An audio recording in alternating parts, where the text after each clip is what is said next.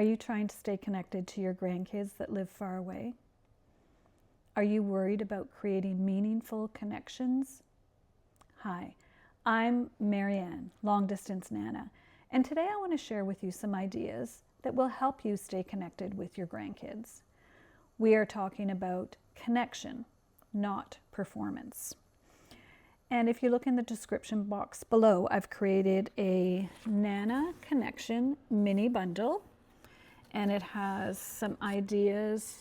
It's got a little checklist of things that you can think about before you go live. It also has some of the tips that I'm going to talk about in this video. And also something very special is the Nana closing ritual. What do you do at the end of all of your lives, your phone calls, whatever, to keep that connection alive? So we're going to be going through, I'm going to share with you 10 ideas that I have for keeping the connection alive and making sure it's not a performance. And if I'm looking at my notes, it's because I don't want to forget anything. So the first thing is look at the camera, and look at the camera like it's your grandchild. So kids read a lot from our facial messages. So it's really important to try not to use our hands a lot, but to really express using our face. And as I said that, I used my hands. So use your face to express your feelings to your grandchild. And why is this important? Because it instantly connects and changes from performance to connection. The next tip is one that's hard to do. It's speaking slower than seems natural. And on video, slow feels warm, and it helps you connect with your grandchild. Now, our grandchild is only 2.5, so his attention span is not really long. Although our last online session was almost an hour, but it was some of that time was just spent talking with his parents as well. And why is that important? Because you want to have a calm demeanor with your grandkids. And also, it does take them a little bit of time to process what you're asking of them, or what you're showing them, or what you're telling them. So slow wins. So slower than you think. I tend to talk pretty fast, but when I'm talking to our grandson, I really tend to slow it down. Say the child's name often. For instance, Agnes, it's so nice to see you today. Nana's been waiting to talk to you. I'm so excited, Agnes. Your child's name is what's most important to them. I know as a teacher, we spend a lot of time making sure that we know every child's name right at the beginning of the year. And we talk about where your name came from and who gave you your name and why your name is special to you. And you would know all those things about your grandchild. So calling them by name is really important. And it anchors attention and it builds recognition with your grandchild, even if it's on a replay or even if it's a pre-recorded video. Saying their name a lot is very meaningful. You know yourself when someone introduces themselves and then they ask you what your name is. It's that moment that takes it from one place to a deeper connection. Now, if you're like me, I forget their name as soon as they've told me, but I make an effort to remember. Narrate what you're doing out loud. So what I mean by this is instead of just showing them, say, oh, Nana's opening the book now. Is your book open?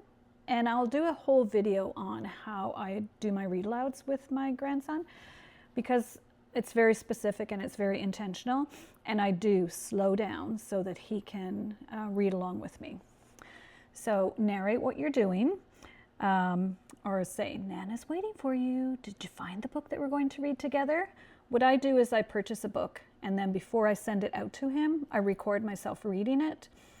And I have a little YouTube channel set up, but there's simpler ways to do that. But you have to give him time to process what you're asking him to do, to find the book. You might mention to his parents ahead of time, I would like to read this story with him so that you're not online for 20 minutes for him and he's out looking for the book. So that's another important one. And narration keeps the flow going with the connection, and it helps without the pressure of your grandchild to respond. Because sometimes we just fire away asking them questions, and then they're having to answer all these questions. So by me just saying what I'm doing, he can follow along too. And with our little stuffies, we do that quite a bit actually.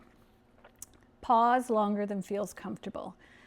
You might even have to count to yourself. Count to 3, count to 5. When you do ask him a question or you say, look at the story. Can you find the fox in the story?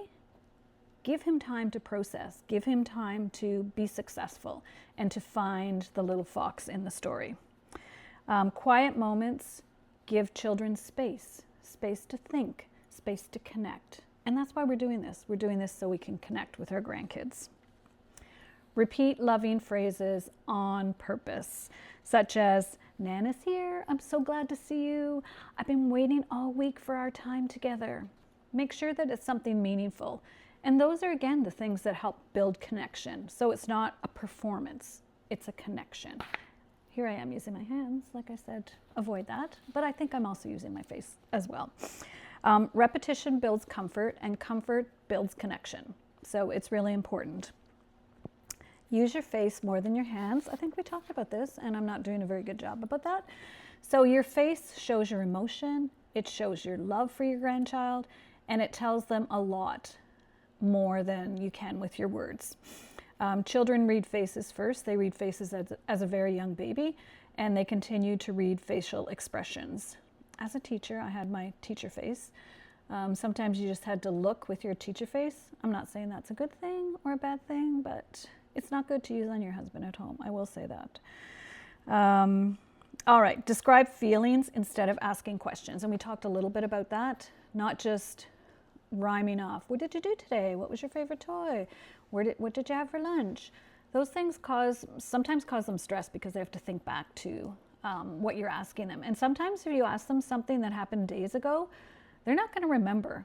We were on one call with our grandson and we were asking him about something that happened a few days ago.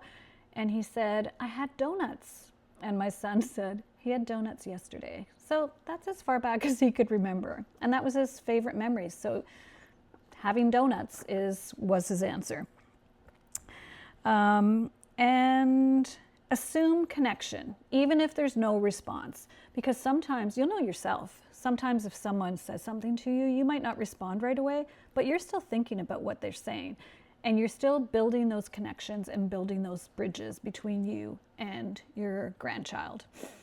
So just a couple of reminders, you're not there to entertain. If you want to entertain, go for it. But really what we want to do is we want to build connection with our grandkids. It doesn't need to be perfect. It's not an Academy Award winning performance that you're doing.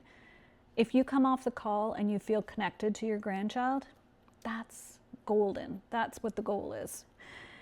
And you just need to show up as Nana or Grandpa or Bumpa, whoever, whatever name your grandchild calls you. And I know our grandson is very particular. My husband is Grandpa, and his other grandparent is Bumpa, and do not mix them up. So you already know that he has a connection with each of them in a different way. And as soon as we get on the call, he'll say, where's Grandpa? So don't take it personally. That means that you've built a connection with them, and they both like to bicycle together, so they've already got a connection going. So I hope those were some little tips for you to think about. As I said, there will be the printout in the description box below. And if you have other ideas of things that you've found that were really helpful to you for creating connection across the miles, please put it in the comments below. And because we all learn from each other. And remember, we're creating moments that matter, no matter the distance. Thanks, and I hope you join me for my next video.